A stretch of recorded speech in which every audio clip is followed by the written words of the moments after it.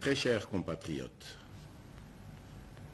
il vous souviendra qu'en date du 24 mars 2020, j'avais, par l'ordonnance numéro 20/014 du 24 mars 2020, proclamé l'état d'urgence sanitaire sur toute l'étendue du territoire national pour faire face à l'épidémie de Covid-19.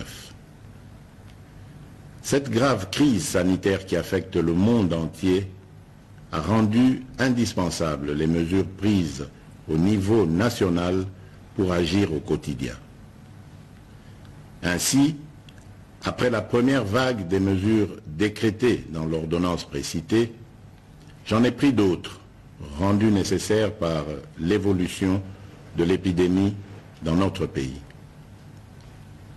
De manière générale, toutes ces mesures associées à la bravoure des équipes impliquées dans la riposte multisectorielle ont permis de ralentir la progression de l'épidémie à Kinshasa et de freiner son expansion dans toutes les provinces.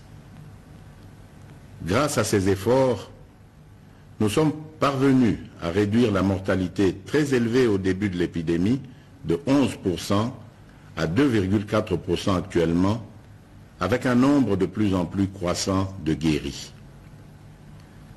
Davantage, nous notons une tendance à la baisse du nombre de nouveaux cas au cours de ce mois de juillet. Ce bilan nous place sur le plan à la 9e place en termes de nombre de cas et à la 12e place en termes de nombre de décès, déjouant ainsi toutes les prévisions catastrophiques qui ont été prédites pour notre pays au début de l'épidémie.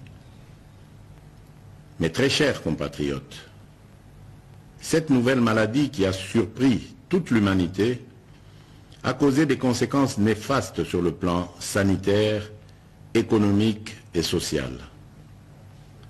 Aucun pays n'est épargné, même ceux qui disposent des meilleurs systèmes de santé et de protection sociale. Les mesures prises ont obligé nos enfants, nos parents,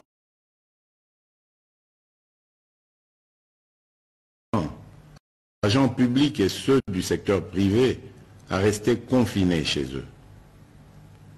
Elles ont impacté et continuent d'impacter sur le fonctionnement des institutions de la République, sur les entreprises publiques et privées, ainsi que sur les relations bi- et multilatérales. Les leçons et expériences de 4 mois de lutte nous ont appris que nous devons vivre sans peur ni stigmatisation. Nous devons ainsi adapter nos stratégies de lutte et de prévention contre ce fléau en tenant compte de cette évidence. Face à cette réalité, un consensus s'est dégagé entre le Parlement, le gouvernement et la société civile, ainsi que le secteur privé et les partenaires techniques de sortir de l'état de lutte contre la Covid-19 à travers des mesures sanitaires, administratives et de police non dérogatoires aux libertés individuelles et collectives. Mes très chers compatriotes, aujourd'hui, 21 juillet 2020, à minuit, prend fin l'état d'urgence proclamé pour faire face à l'épidémie de Covid-19 en date du 24 mars 2020 et renouvelé à 6 reprises. Les mesures y relatives cessent d'avoir effet. Cependant, il doit être clairement entendu que la fin de l'état d'urgence ne veut pas dire la fin de l'épidémie de Covid-19 dans notre pays. Par contre, c'est l'indication pour toute notre nation de revenir progressivement à une tout en respectant les gestes barrières et d'autres mesures y relatives. Il est donc question de faire l'équilibre entre notre santé physique, celle de notre économie et la stabilité de notre société. La fin de l'état d'urgence implique le retour progressif à la vie normale en respectant un certain nombre de préalables par rapport aux mesures sanitaires qui seront de stricte observation et à la reprise des activités en fonction des secteurs concernés et suivant les dispositifs mis en place par les autorités compétentes. Mes très chers compatriotes, ces préalables comprendront l'engagement des responsables à faire respecter les mesures spécifiques prises par le gouvernement, le renforcement de la sensibilisation et de la communication sur la maladie et sa prévention, ainsi que l'implication des différents acteurs engagés dans la lutte contre la Covid-19 à tous les niveaux. Quant aux mesures qui doivent accompagner le retour progressif à la vie normale, j'instruis ce qui suit. Premièrement, à partir de ce 22 juillet 2020, la reprise des activités commerciales, magasins, banques, restaurants, cafés, bars, entreprises, etc. La reprise des rassemblements, réunions et célébrations. La reprise des transports en commun. Deuxièmement, à partir du 3 août 2020, la reprise des écoles et des universités, en commençant par les classes et promotions terminales.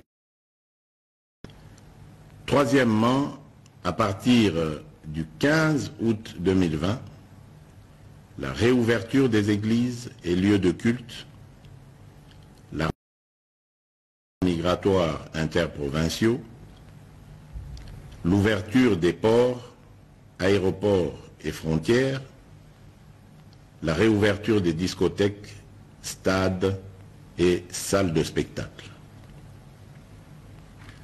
Toutefois, pour les funérailles, les dispositifs actuels restent maintenus et doivent être de stricte application.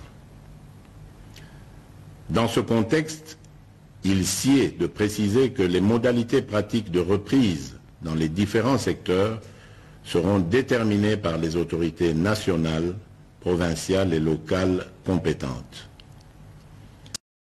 Sans des mesures sanitaires qui doivent impérativement accompagner la reprise, je rappelle la nécessité d'observer partout et en tout temps les mesures barrières ci-après.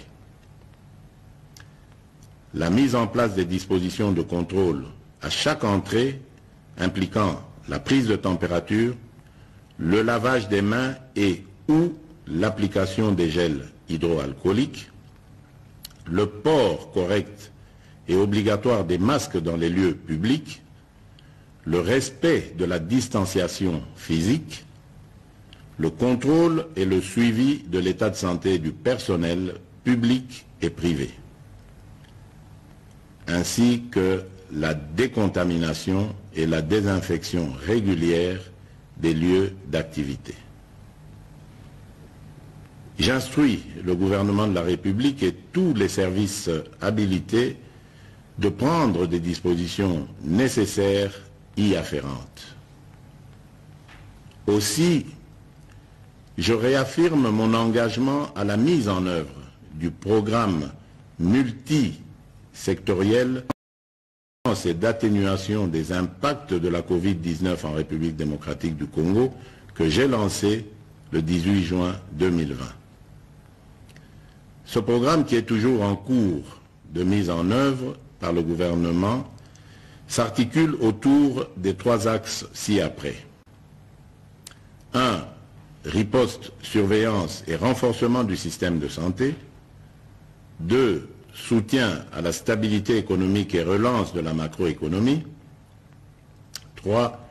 Atténuation des risques et soutien aux populations. À cet effet, j'ai instruit ma task force, le comité multisectoriel, le secrétariat technique le ministre de la Santé et le ministre, ainsi que l'ensemble du gouvernement, de demeurer en alerte et de redoubler d'efforts dans la surveillance et la prise en charge de cette épidémie. Mes très chers compatriotes, j'invite au respect strict des mesures barrières ci-dessus décrites et aux adaptations qui vous seront proposées par le gouvernement et les services compétents afin de prévenir toute nouvelle flambée des cas qui risquent de compromettre nos efforts collectifs de contrôle de cette épidémie. J'encourage aussi tous les chercheurs dans les différents domaines à poursuivre leurs efforts dans la recherche des solutions innovantes locales pour contribuer à endiguer cette crise. J'exprime toute ma reconnaissance et tous mes encouragements aux équipes de riposte contre la Covid-19 qui, dans des conditions difficiles, ont fait et continuent de faire preuve de bravoure et de patriotisme. Je remercie aussi tous les partenaires bi- et multilatéraux qui nous assistent dans cette guerre contre la pandémie. Mes très chers compatriotes, au moment où nous amorçons une autre étape dans cette crise, je ne peux pas oublier toutes ces familles qui ont été directement victimes de ce fléau et pour lesquelles j'exprime toute ma compassion et celle de la nation tout entière. Mes pensées vont également et spécialement au personnel soignant qui, du reste, ont payé un lourd tribut dans l'exercice de leurs fonctions. Mes très chers compatriotes, notre devenir et notre avenir dépendront de notre conscience, de notre comportement, de notre discipline, de confiance et notre foi en la grâce divine. Que Dieu bénisse la République démocratique du Congo. Je vous remercie.